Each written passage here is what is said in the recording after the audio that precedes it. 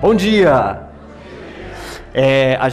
Ontem à noite, eu e a Celise assistimos um filme muito legal. Eu recomendaria que você assistisse hoje. Se você tem o Netflix, ainda está lá no Netflix meio que de graça, né? Eu não sei, em português deve ser Deus Não Está Morto. Em inglês, God is Not Dead. Então, vale muito a pena assistir, é muito bom. Olha, faz tempo, não é aquela coisa, você pega filme de crente, negócio mais brega, né? Nossa, eu vi cada filme ruim, cara. A gente não dá, crente não sabe fazer filme, cara, não sabe nem fazer música. Tem umas músicas muito ruins, uns filmes muito ruins, tem coisa boa, mas, cara, esse filme é muito bem feito, né? Os personagens coadjuvantes, eles, cada um, retratam uma realidade muito boa. Vale a pena prestar atenção em todos eles. Recomendaria você assistir, é muito legal. O segundo, hoje a gente vai falar sobre o livro de Efésios, então já vai abrindo aí, que é isso, a gente vai ficar andando no livro de Efésios, ok? Em todos os capítulos, vai e volta, então já fica com ele mais ou menos aberto. Terceiro,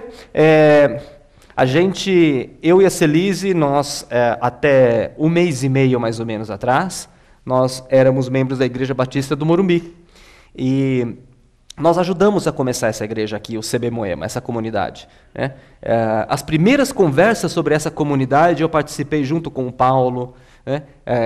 O primeiro grupo de liderança, mais ou menos, da igreja, né? Um grupo que estava começando a igreja, o Paulo me convidou, eu tive a oportunidade de ter alguns estudos bíblicos com esse grupo no condomínio de uma das pessoas que estavam lá, durante umas 3 ou 4, acho que foi um mês de estudos que a gente teve, de preparatórios, para pensar nessa igreja. Já fui convidado algumas vezes para vir aqui também, para trazer a mensagem. O acampamento do ano passado, o retiro que teve no Carnaval, eu fui de bicão com a minha família, né? Não fui nem convidado, mas fui. Paguei, viu? Importante. Essa galera já, o cara foi de bicão, o cara não, a gente pagou. Mas nós nem éramos dessa comunidade, vamos dizer assim, mas a gente se sentia tão bem aqui, que ir e voltar para aqui, para a comunidade de Moema, para a gente era algo muito natural. E há um mês e meio atrás, mais ou menos, eu e a Celise tínhamos acabado de jantar, era uma segunda-feira, e nós sentimos tão forte assim, Deus colocando no nosso coração que a gente deveria vir para cá. De novo, mais uma vez de bicão, não é? Porque ninguém convidou, né? Ninguém falou, não, motor, vem aqui vem participar, vem ser membro da nossa igreja. Ninguém convidou, né? Mas o homem lá em cima mandou, então, né?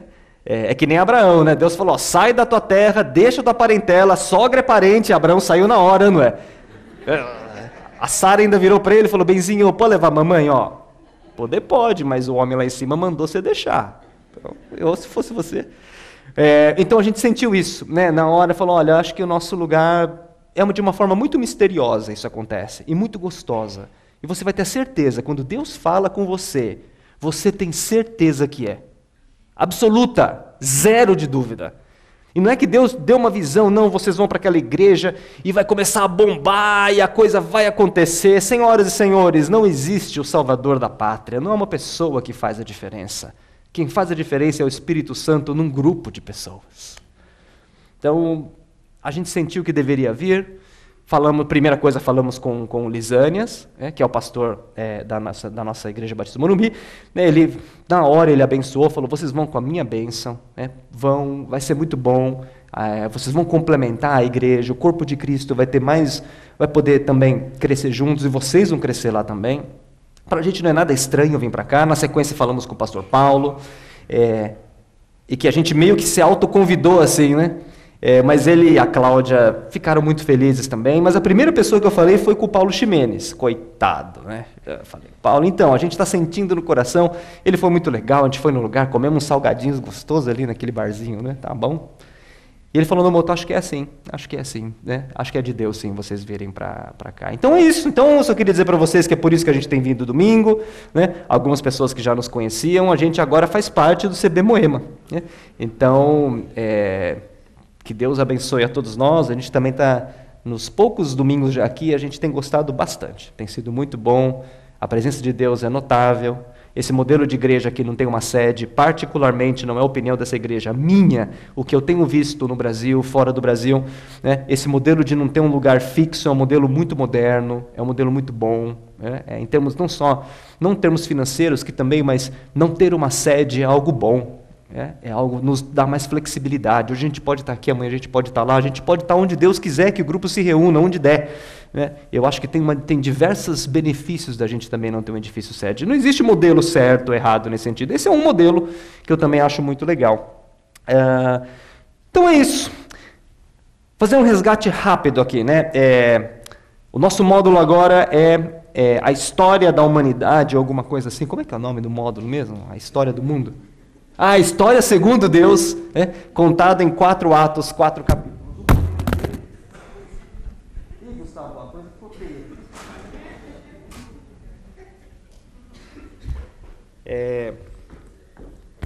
Tem que fazer o curso com a Lady Gaga, cara. Curso rápido da Lady Gaga no YouTube, como usar o headset. Que eu não fiz, óbvio. Outra coisa também, eu não sou pastor, ok? Não me chame de pastor, o que já veio, oi pastor, eu não sou pastor. Ok? Importante, eu sou bancário. Quem é bancário aqui, levanta sua mão, a gente sente pelo cheiro, glória a Deus. Ixi, a galera toda... Não falei que bancário se reconhece, ó, tudo acumulado do lado de lá. A gente se reconhece, vocês também perceberam, eu falo, esse cara deve ser bancário, cara. Aquele jeito estressado, pilhado, né? Então, eu sou bancário, eu trabalho no Banco Santander, alguns são missionários na África, outros são missionários em Burma, outros no Afeganistão, eu sou um missionário no Banco Santander. Aquele é meu campo missionário, até que Deus me chame para um outro lugar. É lá que eu tenho que ser exemplo. Tenho que entregar os resultados, tenho que tratar a equipe de um jeito justo, tem que apertar de vez em quando, mas a gente tem que ser justo, né? E é um espaço também onde eu posso dizer aquele quem é o Deus que eu acredito. E tem coisas muito legais acontecendo nesse sentido também. Então é isso. Né? Então, quem está falando para vocês é alguém muito normal que senta aqui todo domingo também. O primeiro tema que a gente abordou, que foi o pastor Paulo Moreira, que não está aqui hoje, então a gente vai ser do meu jeito. O pastor não está aqui hoje mesmo, não é? O Paulo Ximenes está, mas ele não vai contar para ele, não é?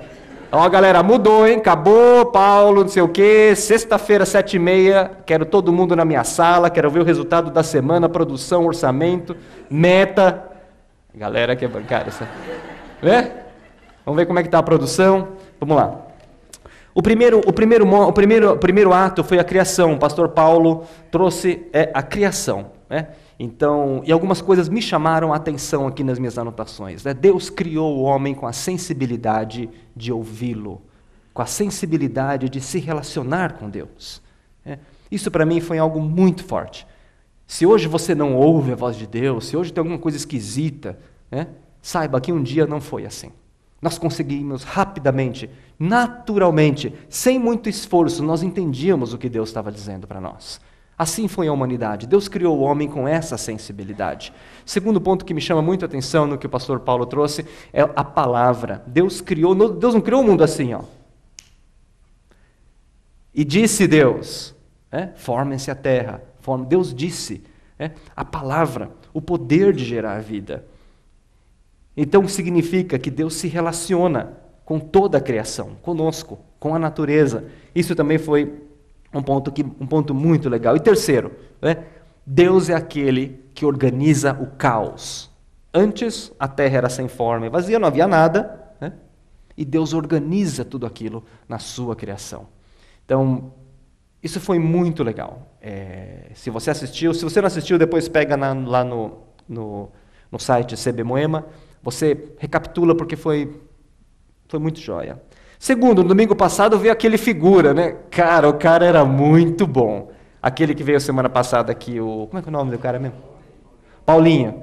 Fazia anos que eu não via uma coisa tão bacana, né? Numa linguagem tão direta, né? Tão divertida. Aqueles que são meio vivem de aparência religiosa, ai credo, ele falou umas palavras ali que não se fala na igreja. Cara, para com isso. Foi muito bom. Foi muito bom. Eu peguei o link e vou passar para várias pessoas. E o que ele falou ali, que ele veio vestido do pastor, aquele velhinho, né? O senhor ia falar Salomão, que é um livro da Bíblia. Né? O livro, Salomão escreveu 3 livros da Bíblia. E ele falava muito sobre Eclesiastes. Né? Puxa, passei a vida inteira colocando foco naquilo que não deveria ser. E no final eu não encontrei nada. Se pudesse começar tudo de novo, eu começaria. né? Esse é o estado de queda, que foi o segundo ato, né? Houve um problema na humanidade, né? Deu algum problema no projeto. E hoje eu estou aqui com o objetivo de falar sobre a redenção. E é isso que a gente vai passar aqui no livro de Efésios. Vou mandar um pouquinho nele e falar sobre o que é esse terceiro momento da história de Deus na humanidade. Vamos orar? Jesus, muito obrigado. Obrigado porque temos o privilégio de poder te encontrar, poder nos reunirmos aqui, encontrar os nossos irmãos.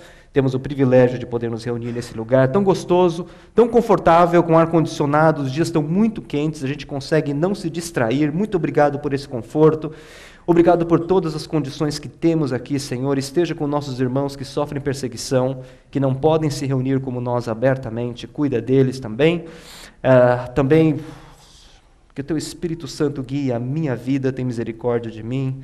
Teu Espírito Santo abra os nossos corações, a nossa mente, o nosso entendimento, não para absorver opiniões pessoais minhas, mas para ter a plena certeza da presença e plenitude de Cristo nas suas vidas. Em Teu nome que nós oramos. Amém. Muito bem. Primeiro slide, pode passar. Eu posso ter o passador ou tem que ser aí? Tem que ser aqui, né? Ok. Bom, nisso acho que quase todos concordam. Algo não está funcionando como deveria. Quem que discorda disso? Quando você olha tudo que está acontecendo no mundo, não é? Tem alguma coisa que não está funcionando muito bem. Tem alguma coisa que está errada. E quando a gente olha o contexto do mundo inteiro, parece que algo não deveria ser do jeito que é. E da onde vem isso? A fé cristã tem uma explicação muito clara, tem uma explicação muito contundente a respeito de por que as coisas parece que não estão funcionando do jeito que deveria. Próximo slide. Na criação tinham 3 características que me chamam a atenção sobre a... Não pode sair daqui. É esse quadradinho aqui, né? Então põe aqui. Não, porque tem a câmera lá da internet, né? Criação. 3 características chamam a atenção sobre a criação. Existem outras. Primeiro, na criação todos estavam satisfeitos. Deus criou todo o mundo, Deus criou o universo, Deus não só criou a natureza, como criou os fenômenos naturais. O ciclo do nitrogênio, a lei da gravidade, todas as leis que regem os campos magnéticos. Nada disso a gente consegue ver. Mas Deus criou inclusive os fenômenos naturais e mais, Ele dotou o ser humano da capacidade de compreendê-los. Como assim? Por que a gente compreende o universo? Nós poderíamos não compreender, não é? Você poderia lá viver e não compreende nada do que está acontecendo, dos fenômenos naturais. Nós conseguimos compreender. Einstein conseguiu compreender um fenômeno natural expressando em E igual a mc ao quadrado.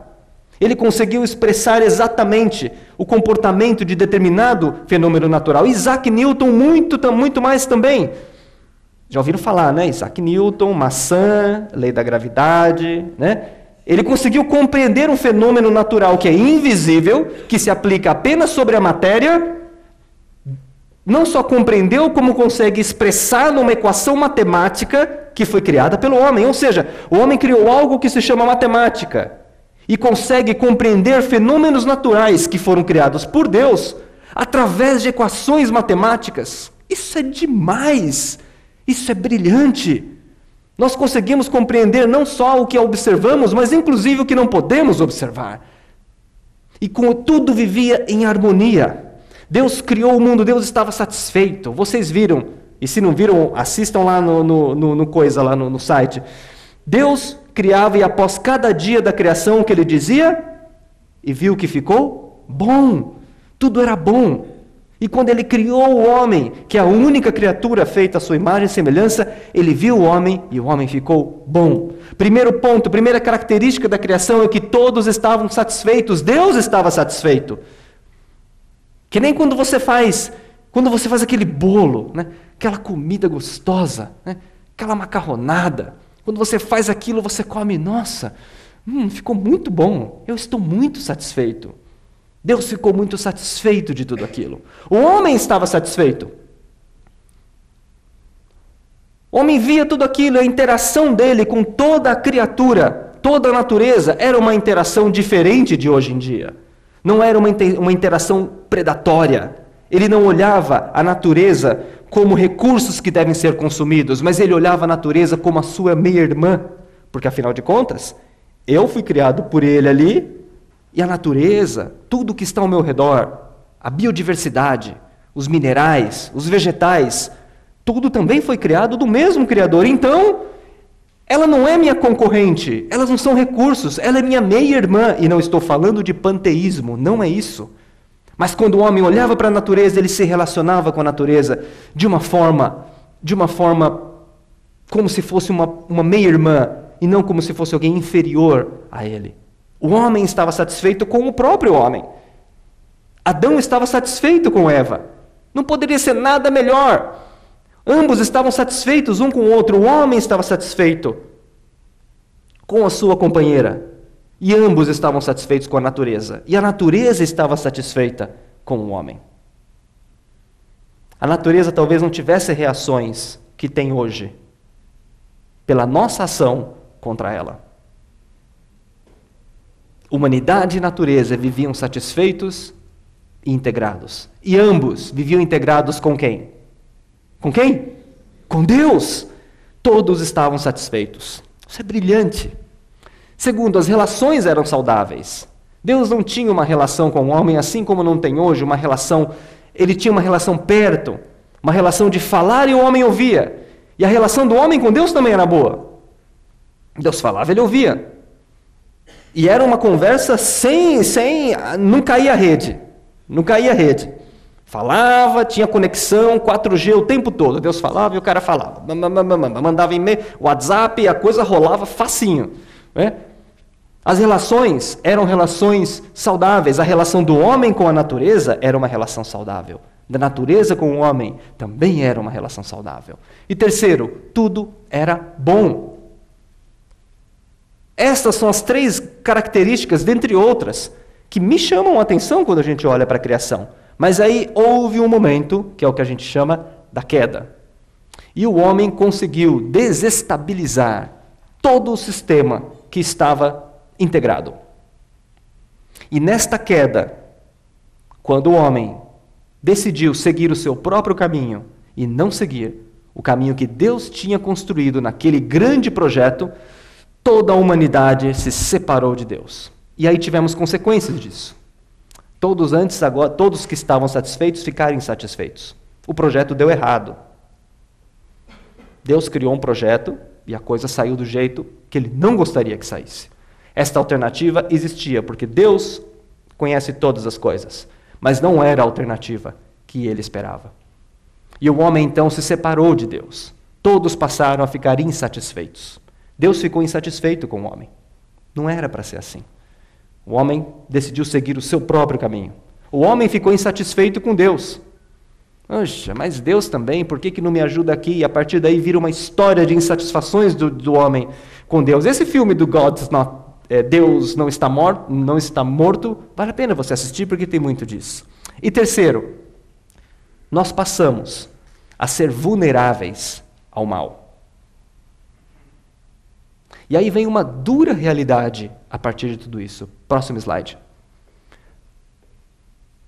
A dura realidade é que estamos todos mortos. Vamos abrir no livro de Efésios, você já está em Efésios. Efésios, capítulo 2.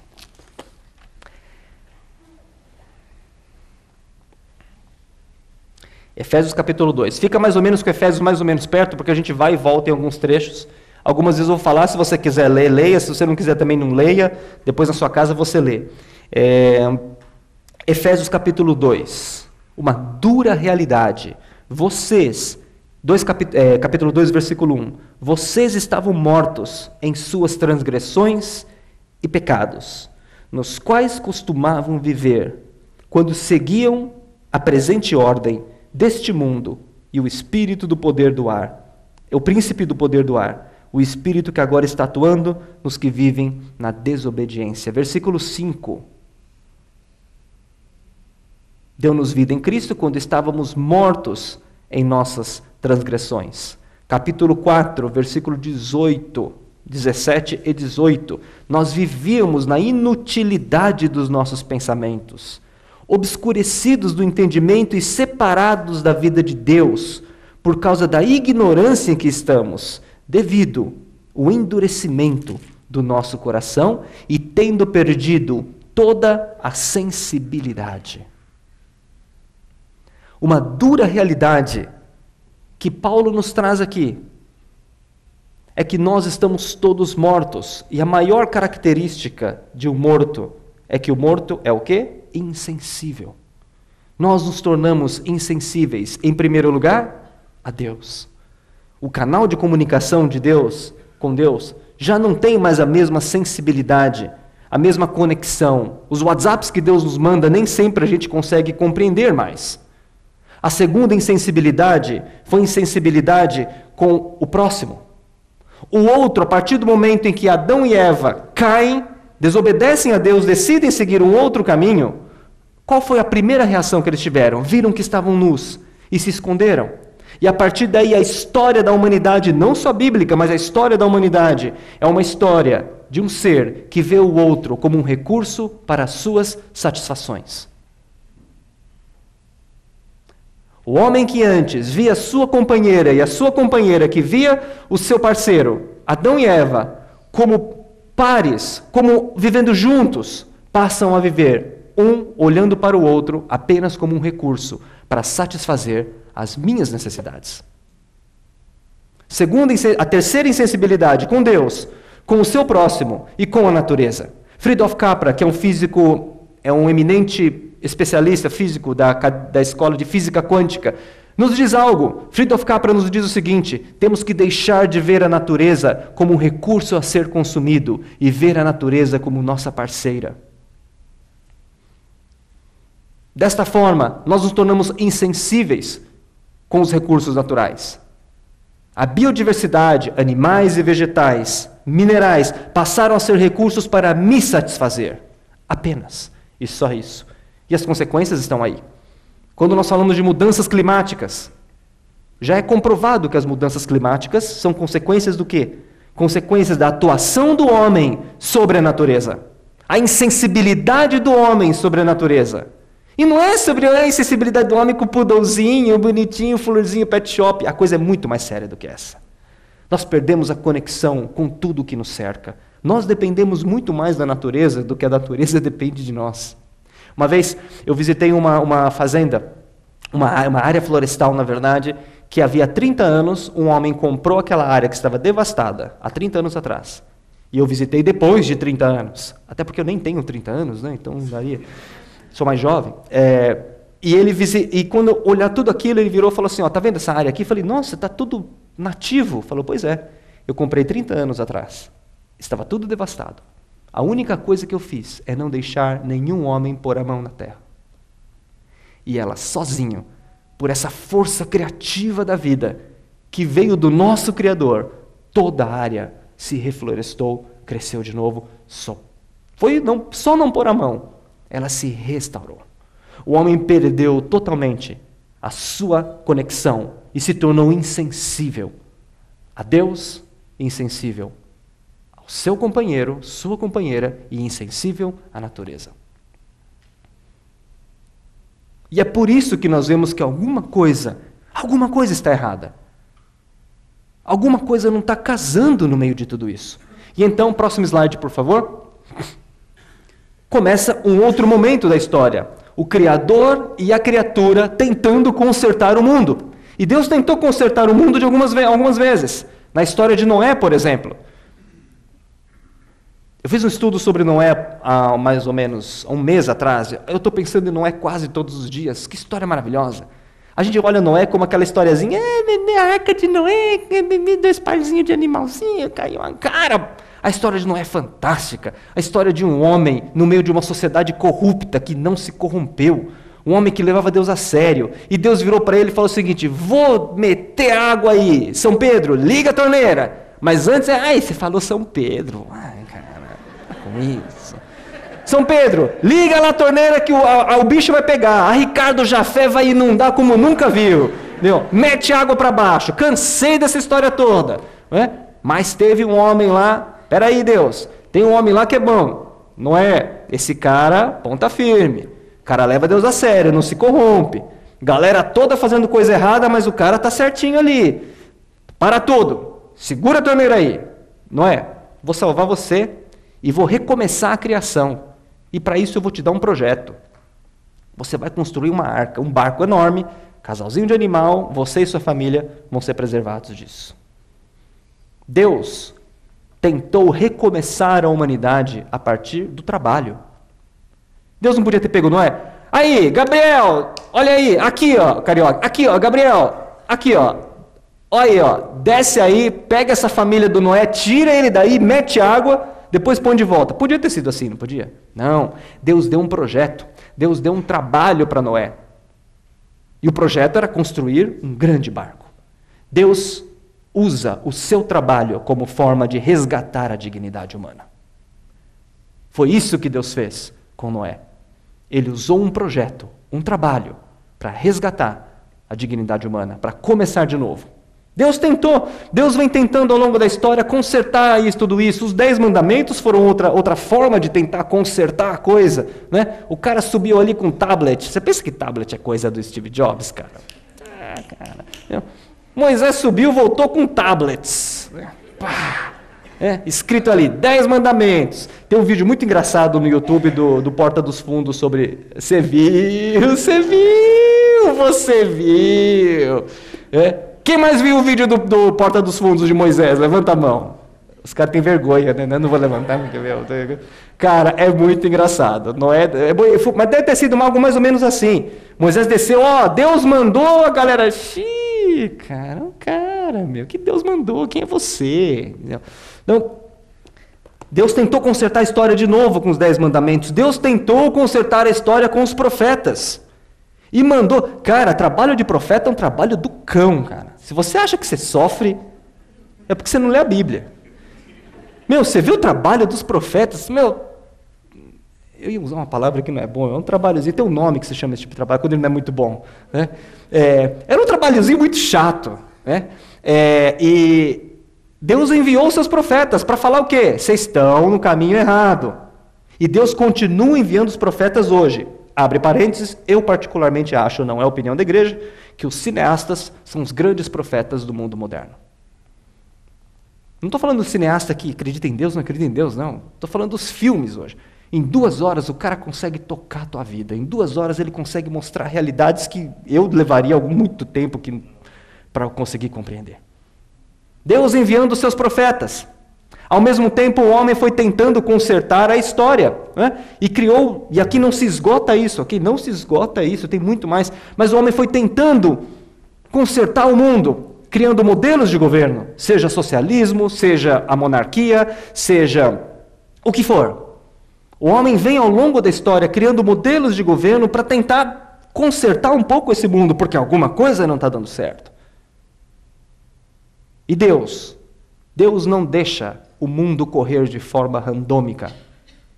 E a palavra de Deus aqui diz, em Efésios, em 2 trechos, principalmente no capítulo, ele fala a palavra plano 2 vezes no livro de Efésios, e no capítulo 3, versículo 10, nos diz o seguinte: a intenção dessa graça era que agora, mediante a igreja, a multiforme sabedoria de Deus se tornasse conhecida dos poderes e autoridades nas regiões celestiais, de acordo com o seu eterno plano, que ele realizou em Cristo Jesus. Deus tinha um plano, e este plano foi cumprido numa pessoa. Mas para resolver isso, essa confusão toda, Deus teve que recorrer a um filósofo. E o filósofo é este. Pode passar. Sebastião. Já dizia Sebastião o seguinte: se você quer que uma coisa seja bem feita, você tem que fazer você mesmo. Deus, se lembrando de Sebastião, você quer saber de uma coisa, cara? Para consertar esse mundo não vai ter jeito. Se eu quero que seja consertado, vou ter que eu mesmo. Porque deixar na mão dessa galera não está dando certo. E Deus então vem ao mundo não através de Sebastian, de uma lagosta. Deus vem ao mundo através de uma pessoa chamada Jesus Cristo, o mistério revelado. Vamos ler aqui o capítulo 3, onde você já está. Capítulo 3, versículo 2. Certamente vocês já ouviram falar da responsabilidade imposta a mim, Paulo, em favor de vocês pela graça de Deus. Isto é, o mistério que me foi dado a conhecer por revelação. Como já lhe escrevi em poucas palavras, ao lerem isso, vocês poderão entender a minha compreensão do mistério de Cristo.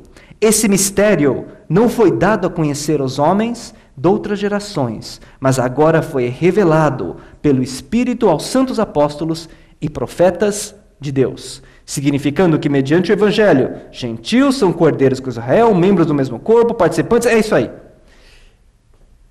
O mistério de Cristo. Vocês sabem qual é esse mistério de Cristo?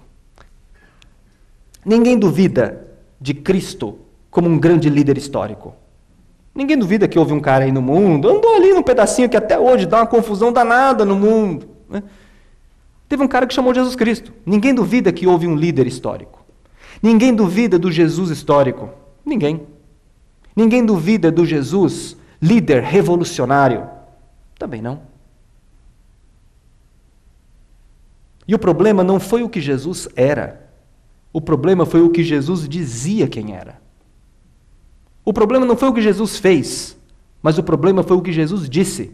Por exemplo, multiplicar pães para 5.000 pessoas famintas, isso é bom ou é ruim? É bom ou é ruim? Cara, se você tem dúvida que é bom ou ruim, é bom, não é? 5.000 pessoas com fome, não é? O outro ali não enxergava. Fui lá, soltou um catarrão na terra, pega, mete no olho do cara, o cara passa a enxergar. O cego passou a enxergar. Isso é bom ou ruim? Bom, não tenha dúvida, claro que é bom. O paralítico começou a andar. Isso é bom ou ruim? É bom. Não foi isso que incomodou e continua incomodando até hoje o mundo. Não foi o que Cristo fez, foi o que Ele disse. E Ele disse que era o próprio Deus na terra. Deus, eu sou o Deus que criou o mundo e que vim pessoalmente, inspirado pelo profeta Sebastian, eu vim consertar a situação do mundo. O homem insensível, vazio da presença de Deus, só poderá ser reconectado com Deus através da minha vida, aliás, da minha morte e ressurreição. A queda gerou um estado que se chama pecado. Pecado não é, pecado não é uma lista de transgressões morais. Não matar, não roubar, não mentir, não adulterar, não sei o quê, pagar todo imposto, blá, blá, blá. Pecado não é só isso. Isso é consequência do pecado. Pecado é um estado de separação e insensibilidade de Deus. Por isso nós estamos mortos. Sem Cristo, nós estamos mortos. Por quê? Porque sem Cristo, nós estamos com um pedaço vazio dentro da criação. Nós não fomos criados para ser do jeito que somos. Falta algo. Tem um espaço dentro de nós que era preenchido pela presença divina, pela presença do Criador, e que não está mais preenchido. Isso é pecado. Vocês já viram qual é o versículo mais famoso da Bíblia? Mais famoso da Bíblia? João 3,16, porque Deus amou o mundo de tal maneira que deu seu Filho unigênito para todo aquele que não pereça, mas tenha a vida eterna. Você nem sabe o que significa isso, né? Mas você fala por aí. Você vê alguns jogos nos Estados Unidos, as pessoas já John, né? 3:16, e aí por aí vai. Muito bem. Okay. Você sabe para quem Jesus falou esse versículo? Quem se lembra para quem ele falou esse versículo tão manjado? Quem se lembra? Ele falou esse versículo para Nicodemos. Nicodemos, João 3, ok? João 3, depois você lê, depois do almoço. João 3. Quem era Nicodemos? Nicodemos era um cara mais perfeito em termos de moral e caráter que um ser humano poderia conhecer. Nicodemos não matava, não roubava, ajudava os pobres, dava esmola, ia todo domingo na igreja, era fiel à sua esposa, pagava os impostos, ensinava a Bíblia para pessoas que não conheciam. Nicodemos era um cara considerado altamente moral, altamente religioso, o cidadão que todo governo queria, o marido que toda mulher talvez procurasse. O funcionário que todo chefe gostaria de ter na sua empresa. E ele foi escondidinho procurar Jesus à noite. A Bíblia diz, claro, à noite, talvez porque ele não quisesse que as pessoas vissem. E virou para ele e falou assim: Senhor, eu vim te conhecer. Ah, tá bom. E o que eu preciso fazer mais? Ah, você precisa nascer de novo. E Nicodemos, tão inteligente, virou: como assim nascer de novo? Eu vou voltar de novo para a barriga da minha mãe? Claro que ele sabia que não era isso. Nicodemos não era burro. Nicodemos não era idiota. Ele era inteligente. E Deus fala assim: não, quem nascer da água é água, quem nascer do Espírito é Espírito, nascer de novo, E aí Deus solta para o homem mais moralmente correto, o cidadão exemplo, e solta para ele o seguinte: Deus veio ao mundo, através do seu Filho unigênito, que sou eu, para te dar a vida eterna. Cristo não veio ao mundo para fazer você ser uma pessoa moralmente correta. Cristo veio ao mundo para fazer você ser alguém eterno. Você não precisa de Cristo para ser uma pessoa moralmente correta. Mas você precisa de Cristo para garantir a vida eterna. Se você pensa que você é muito bom, paga os impostos, trabalha o dia inteiro, brinca com as crianças à noite, fim de semana, que bom! Você já foi a maior 90% do caminho já está andado. Mas uma coisa falta. Uma coisa falta. Crer que Jesus Cristo é o Filho de Deus e que só Ele pode te reconectar com o Criador do universo. Isso é a redenção. A redenção para o maluco, o cara do Estado Islâmico, o cara que é assassino, o cara que está preso por sonegação de impostos, o outro que foi pego em malha fina. Para todos esses que estão no extremo de uma maldade, talvez eles consigam compreender mais fácil a necessidade da plenitude de Cristo na vida dele do que nós, classe média. Quando eu olho minha lista de contatos, a maioria é classe média, a maioria não está passando fome, a maioria não é criminoso, a maioria é gente boa, que cuida dos filhos, fiel à sua esposa, fiel ao seu marido, a grande maioria. São pessoas comuns, bons cidadãos. Por que precisariam de Cristo? Para ser moralmente correto? Não. Cristo não veio só para isso.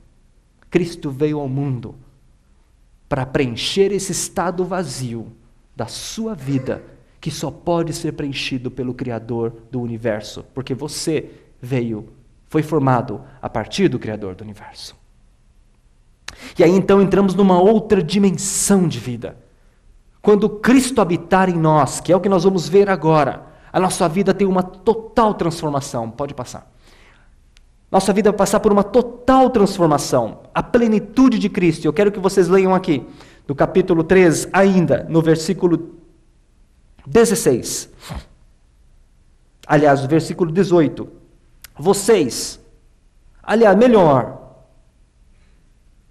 Versículo 14. Por esta razão, ajoelho-me diante do Pai, do qual recebe o nome de toda a família nos céus e na terra. Oro para que as suas gloriosas riquezas, a palavra riqueza aparece 6 vezes no livro de Efésios. Ele os fortaleça no íntimo do seu ser com poder, por meio do seu Espírito, para que Cristo habite no coração de vocês, mediante a fé. Cristo habite no coração de vocês. E oro para que, estando arraigados e alicerçados em amor, vocês possam, juntamente com todos os santos, compreender. Os arquitetos e engenheiros vão compreender muito bem isso. Compreender a largura, o comprimento, a altura e a profundidade, e conhecer o amor de Cristo, que excede todo conhecimento, para que vocês sejam o quê? Cheios de toda a plenitude de Deus. O Deus Criador do universo vai encher a sua vida. E se há um sinal, se há algo maravilhoso que acontece na sua vida, quando você disser assim: Cristo, eu quero ser cheio da sua plenitude. Algo maravilhoso que vai acontecer na sua vida é que as suas insatisfações vão mudar. Se te incomodavam insatisfações voltadas somente para si próprio, você vai ficar incomodado com a pobreza. Você vai ficar incomodado com aquele teu colega de trabalho que senta ali e que está se separando no casamento. Você vai ficar incomodado com aquela mãe que está passando uma dificuldade tremenda com a educação dos seus filhos. As suas insatisfações vão mudar. As suas insatisfações, e você se pegava em coisas tão pequenas, que foi o que o Paulinho disse semana passada, não é? As suas indignações com coisas tão pequenas, porque o cara não consegue achar estacionamento para parar o carro na igreja. Tem uma igreja que um pastor uma vez, ele estava maluco, ele estava bravo, porque os membros brigaram no domingo dentro do estacionamento da igreja. Ele virou e falou assim, eu não posso ser pastor de uma igreja onde as pessoas brigam no domingo no estacionamento. Você vai passar a se incomodar, essas insatisfações, essas coisinhas do dia a dia. O outro fala uma palavra que eu não gostei, aquela baixa autoestima, aquela carência, aquela coisinha, aquele mimimi. Isso tudo vai passar, porque a plenitude de Cristo satisfará totalmente o desejo que você tem de ter um sentido para a sua vida. Seus problemas não vão acabar. Mas a forma como você vai atravessar por eles é diferente. Por 6 vezes, Paulo fala a palavra riqueza. No capítulo 1, versículo 7, as riquezas da graça de Deus. Ainda no 1, 18, riquezas da gloriosa herança dele. Depois, incomparável grandeza do seu poder. No versículo 7, 2,7, incomparável riquezas da sua graça, e por aí vai. Paulo coloca as riquezas, as incomparáveis riquezas de Deus. O teu parâmetro de valor vai mudar. O teu patrimônio vai ter um outro sentido. Tudo que você tem em termos materiais vai ter um outro sentido. A sua carreira vai ter um outro sentido. O seu trabalho vai ter um outro sentido. Você vai conseguir suportar situações difíceis de uma forma muito mais tranquila, não menos difícil, mas sabendo que Cristo está em você e que se Ele criou o mundo, como que Ele não teria problema, seria capaz de resolver essa situação? Certa vez eu estava numa situação onde eu precisava de um valor muito grande para um projeto no banco, muito grande. E eu entrei, antes de ir para isso tinha que ser aprovado com o presidente e com os vice-presidentes. Eu entrei no banheiro, porque tem uma sala que eles se reúnem ali, né, do comitê executivo. Aí tem um banheiro ali depois antes. Eu não sei vocês, mas eu oro no banheiro. Cara, eu entro no banheiro lá do banco, falo, Jesus, me ajuda. Eu preciso da tua intervenção aqui. Eu não sei o que fazer. Eu não sei. E não foi nem eu que gerei esse problema. Se fosse eu, tudo bem. Mas vamos lá. E talvez o problema não se resolva do jeito que você imagina. Mas você vai atravessar os problemas de um jeito diferente.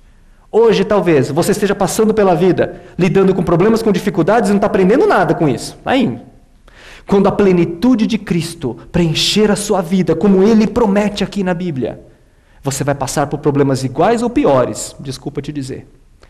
Mas uma vez atravessados, você estará muito mais próximo do Criador. Você não perderá a plenitude de Cristo.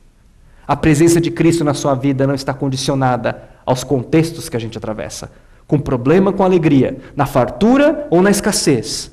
Você jamais perderá o senso de que Cristo habita em mim. E os seus parâmetros de riqueza vão mudar. As riquezas de Cristo são incomparáveis. Você nunca mais vai querer voltar atrás. Nunca mais. A solução para as suas insatisfações não é satisfazê-las. A solução para as suas insatisfações é buscar a plenitude de Cristo na sua vida. Próximo slide. Segundo ponto que nós vimos, nós nos tornamos vulneráveis ao mal. E a plenitude de Cristo na nossa vida é a única arma que faz nos vencer ao mal. O que acontece hoje? Devo te dizer, vamos ler a Bíblia. Efésios capítulo 4, versículo 27. Não deem lugar ao diabo. Segundo, Efésios capítulo 6, versículo 16. Vistam de toda a armadura de Deus para poderem ficar firmes contra as ciladas do Diabo. O diabo existe. O diabo existe, eu posso ser o demo. Né? O diabo existe. E aqui eu vejo dois extremos. Dentro das igrejas eu vejo dois extremos. E fora das igrejas também vejo extremos. Dentro das igrejas, vamos dizer, entre as pessoas que vão à igreja. Cara, eu parei de essa história de cristão e não cristão. Eu acho de uma arrogância. Quem é você para falar que o cara é cristão ou não cristão? Eu chamo de gente que vai na igreja e gente que não vai na igreja. E nem a igreja é essa aqui. Pode ser qualquer uma que fale sobre Jesus. Porque tem muita gente dentro da igreja que não sei se é cristão. E tem gente que não vai à igreja e que não posso pôr a mão no fogo por ninguém. Mas dentro a transformação da vida dessa pessoa é melhor do que muita gente sentada nessas cadeiras. Eu ensino a Bíblia para altos executivos que não vão à igreja. Eu faço isso. E quando eu vejo a vida deles tomando outro rumo e eles não vão à igreja, eu falo, meu Deus, a plenitude de Cristo está na vida dessa pessoa. Portanto, eu acho alguns extremos. Dentro daqueles que vão à igreja, tem alguns extremos. Alguns valorizam demais. Né? Uma vez a gente morava num prédio que o porteiro do prédio gostava de valorizar o trabalho dele. Né? Acontecia qualquer coisinha no apartamento, você não vai pegar fogo. Você vai lá, não era nada disso, né, cara? O cara valorizava o trabalho. Né? Acho que às vezes tem alguns lugares onde valoriza-se demais o diabo, mas outros lugares, e eu acho que os batistas são os deles, é uma opinião pessoal minha, não é dessa igreja, nem do pastor, nem do Paulo Ximenes. Eu acho que entre as igrejas batistas que eu conheço, não das que eu não conheço, a gente valoriza de menos. A gente vive como se o diabo não existisse. Lamento lhes dizer que não sou eu que estou dizendo. A Bíblia diz, ciladas do diabo. O diabo existe. E quando a plenitude de Cristo habita em você, você vai ter discernimento, sabedoria, para bater o olho e falar, aqui está me cheirando, está com cheiro de enxofre. Cara, uma vez, né? Quem que foi? Hugo Chávez, né? Nas Nações Unidas. O presidente dos Estados Unidos tinha falado, depois ele veio na sequência, o maluco subiu. Nossa, aqui está com cheiro de enxofre. Né? O cara falou isso na Assembleia Geral das Nações Unidas. Você vai sentir o cheiro de enxofre. Você vai saber quando é do diabo. Em coisas bobas como uma passada na internet, com imagens que não deveriam vir, de coisas mais sérias quando uma pessoa vem te provocar.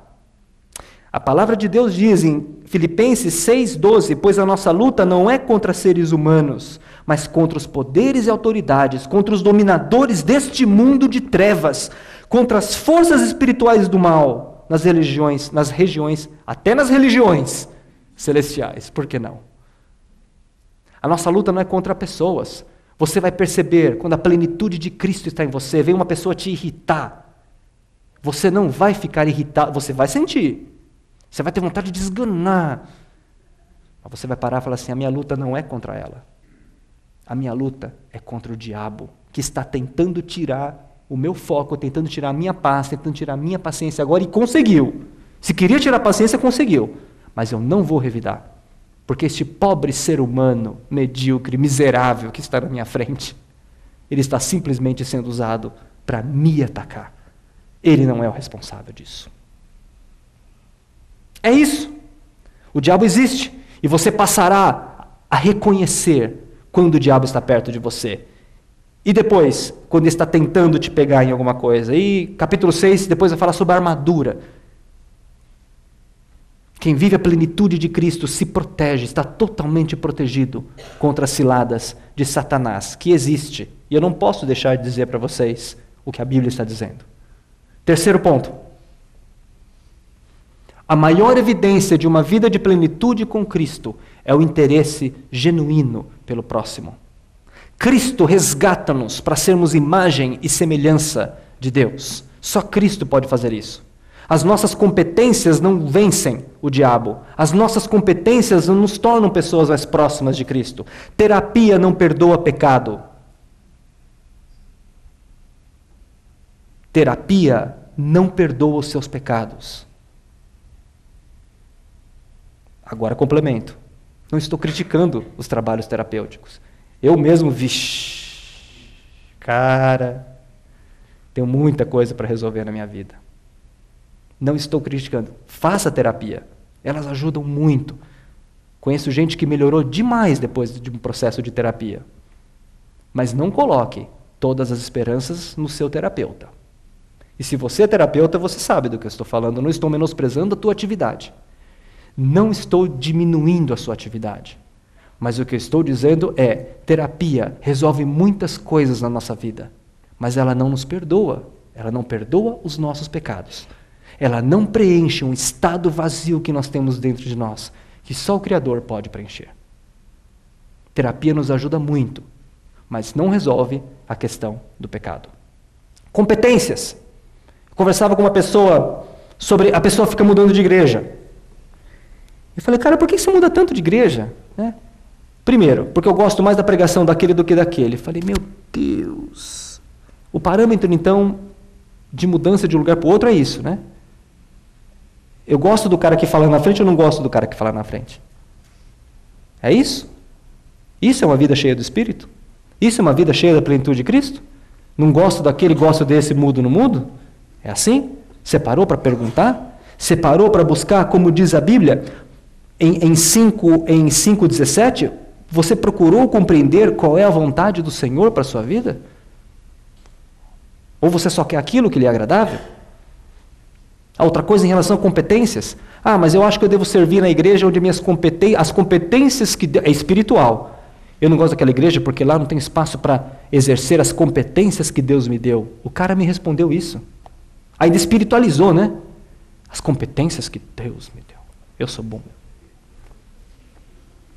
Igrejinha mulamba essa aí. Vou escolher uma igreja onde tem espaço para as competências que Deus me deu. Para! Que isso? Que história é essa? Igreja não é lugar de ser servido. Igreja é lugar de servir, não de ser servido. Você pode até mudar de uma igreja para outra. Eu mudei. Mas pelas razões que agradam a Deus. Você precisa compreender a vontade de Deus para isso. Esse cara falava das competências. As suas competências não resolvem problemas espirituais. Competência não vence Satanás. Que vence Satanás é oração, jejum e uma vida cheia da plenitude de Cristo. Isso não precisa ser MBA, não precisa ser PhD. Você não precisa ser nenhum ser sofisticado. O que resolve a batalha espiritual não são suas competências. O que resolve é a oração, leitura da palavra e uma vida comprometida com a presença de Cristo na sua vida. E o maior indicador que existe de uma vida cheia da plenitude de Cristo é o interesse genuíno pelo outro. Senhoras e senhores, se a gente não for capaz de dar bom dia para o rapaz que está tomando conta ali, que está trabalhando no domingo, cara, se eu estivesse no lugar dele, eu estaria muito triste com Deus. Vou trabalhar domingo, vem aqueles caras aqui, se eu não sou capaz de olhar para ele, aquele rapaz, e dar um bom dia, com um belo sorriso genuíno para ele, se eu não for capaz de fazer isso, que plenitude de Cristo é essa que está na tua vida?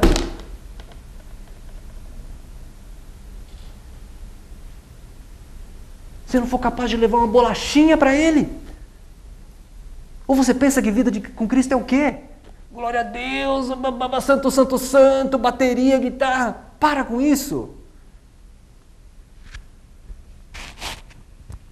A maior evidência que tem da plenitude de Cristo é o interesse genuíno pelo próximo. E pelo próximo que você às vezes nunca viu.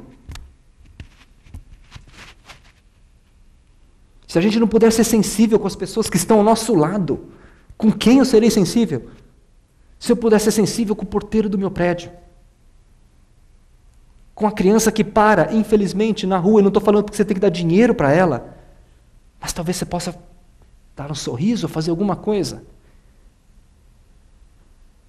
Se você não é capaz de ter um interesse genuíno no próximo, lamento lhe dizer que a plenitude de Cristo na sua vida é questionável. Porque o maior indicador de que Cristo está na sua vida é o interesse genuíno pelo próximo. Eu tive o privilégio de almoçar com o Leonardo Boff e passar a tarde inteira com o Leonardo Boff. Ah, ele era do Boff. Cara, somos diferentes. É melhor você nem falar comigo, você pensa assim. Não quero falar com você. O cara é brilhante. Que privilégio, almocei só eu e ele e a esposa dele. Eu virei para ele e falei assim, Leonardo, às vezes eu tenho vontade de sair de onde eu estou. É muita pressão o mundo corporativo. E eu não sei aonde está indo isso. Sabe que ele me respondeu? Eu nunca mais vou falar com o Leonardo Boff. Provavelmente nunca mais vou ter essa oportunidade. Nunca mais. Ele virou para mim e falou assim: Carlos, não saia. Porque se você sair de onde você está abrindo um flanco para a entrada do mal. Meu Deus! Eu lembro até hoje os olhinhos dele com aquela barba, olhando para mim. Um interesse genuíno na minha pessoa. Eu quero ser como Leonardo Boff. E não estou falando daquele emocionalismo barato, né, que levou a seleção a perder o jogo. Não é emocionalismo barato. Não é aquela choradeira superficial. É um interesse genuíno de ajudar a mudar as pessoas. Conectá-las com Deus. Se eu não consigo ter esse tipo de coisa, se você não tem, hoje é o dia de você retomar a presença da plenitude de Cristo na sua vida. Não espere da igreja. Não espere da sua empresa. Não espere do teu chefe. Não espere da tua esposa, do teu marido, dos teus filhos, nem dos seus pais. O único que pode preencher este estado de insatisfação é Jesus Cristo. Eu encontrei esse Jesus Cristo. Tenho diversos problemas na minha vida. Mas se tem um deles que eu não tenho mais, é ter certeza que Cristo habita em mim. A tua segunda-feira amanhã vai ser diferente em nome de Jesus. A tua semana vai ser diferente. Você não está aqui porque você tinha agenda. Não ia fazer nada domingo mesmo? Vim ali. Me convidaram a vir. Ou então vem todo domingo na igreja, separo para vir mesmo, um domingo a mais, um domingo a menos, né? Eu sento lá, sempre tem culto, sempre tem uns caras ali fazendo alguma coisa, eu vou lá. Você não está aqui por isso. Você está aqui para ouvir esta palavra. Assim como você esteve esse domingo passado para ouvir aquela palavra. E só depende de você. Eu, o pastor, o Paulo Ximenes, o presbitério, ninguém pode encher a sua vida com a plenitude de Cristo. É só você. Só você que pode tomar essa decisão diante do Senhor. Ou você para com essa sua vida do jeito que ela está, ou você se enche da presença de Cristo. Não existe meia presença de Jesus. Não significa que você vai ser perfeito, ok? Estou dizendo que as coisas vão melhorar muito, até piora às vezes. Até piora. Por fim, eu quero dar uma palavra de consolo. Se você, se você está sofrendo perseguição, uma forte oposição no seu trabalho, na sua vida pessoal, ou de algum familiar, porque você está fazendo aquilo que é certo e é vontade de Deus, e você está quase desistindo, eu quero dizer uma coisa para você. Este é um sinal de que você está cheio da plenitude de Cristo na sua vida. O verdadeiro cristão sofre perseguição e oposição durante toda a sua vida. Se não tem ninguém contrário a você, se não tem nada acontecendo errado, está tudo muito bem, alguma coisa está errada. Toda a história do cristianismo é uma história de oposição, de pessoas querendo perseguir, o outro pegando teu pé, o outro querendo te derrubar, não sei quem te enchendo porque você está fazendo aquilo que é vontade de Deus. Portanto, se você está pensando em desistir, eu quero dizer, não desista, porque este é um sinal de que você está dentro da vontade de Deus. Se você hoje está passando, eu não estou aguentando mais onde eu estou, porque as pessoas estão... Isso não é de Deus. Você está dentro da vontade de Deus. Porque uma pessoa insensível à vontade de Deus, vazios da plenitude de Cristo, eles não têm esse tipo de questionamento. Eles vão passando pela vida. Nada os abate. Nada os incomoda. Todas as perguntas estão respondidas. Ele é o bom. Ele é muito bom mesmo. Cristo não tem espaço em alguém assim. Mas se você hoje veio para cá, numa situação difícil, pensando em desistir de algo, desistir do teu casamento, desistir da tua carreira, desistir da tua igreja, eu quero dizer para você que se você sofre forte oposição, é porque você está dentro da plenitude de Cristo. E não vai melhorar, viu? Não vai melhorar. Vai ficar cada vez mais difícil. Mas uma coisa que você jamais vai deixar de sentir é a alegria desse Cristo vivendo dentro de você. Vamos orar.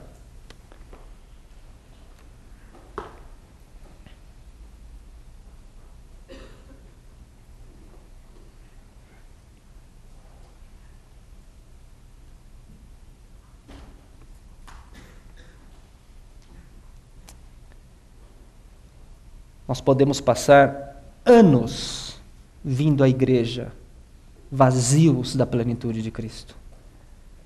Mas também você pode vir à igreja, ou não só a igreja, um grupo de estudo, numa casa, seja onde for, e ser cheio da plenitude de Cristo de forma misteriosa em 1 segundo. Senhor, nunca mais nós vamos nos reunir aqui desse jeito, com as mesmas pessoas, com as mesmas palavras, as mesmas músicas, nunca mais. Esse momento é único. A minha oração por nós, a começar de mim, a começar pela minha vida, tira toda aparência religiosa, Senhor. Tira todo orgulho, tira toda superioridade. Quebra a começar da minha vida, Senhor. Quebra a vida das pessoas individualmente aqui. Nós rogamos pela Tua plenitude nas nossas vidas, Senhor.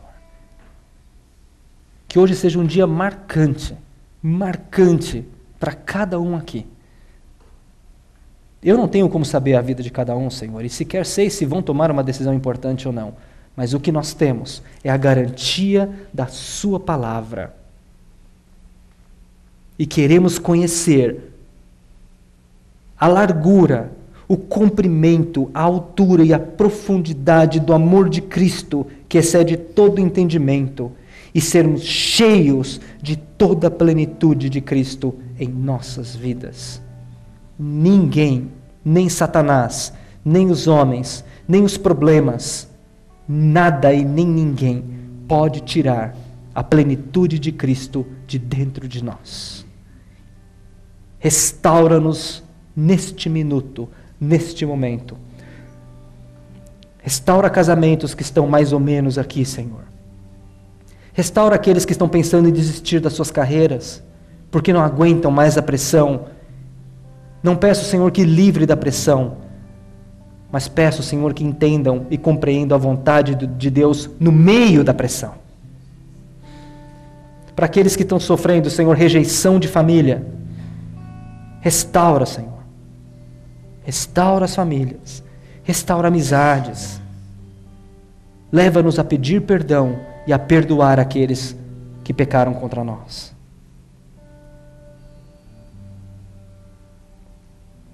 Que a plenitude de Cristo acompanhe estas pessoas e todos aqueles que estão nos assistindo na internet esta semana e para todos sempre, em nome de Jesus. Amém.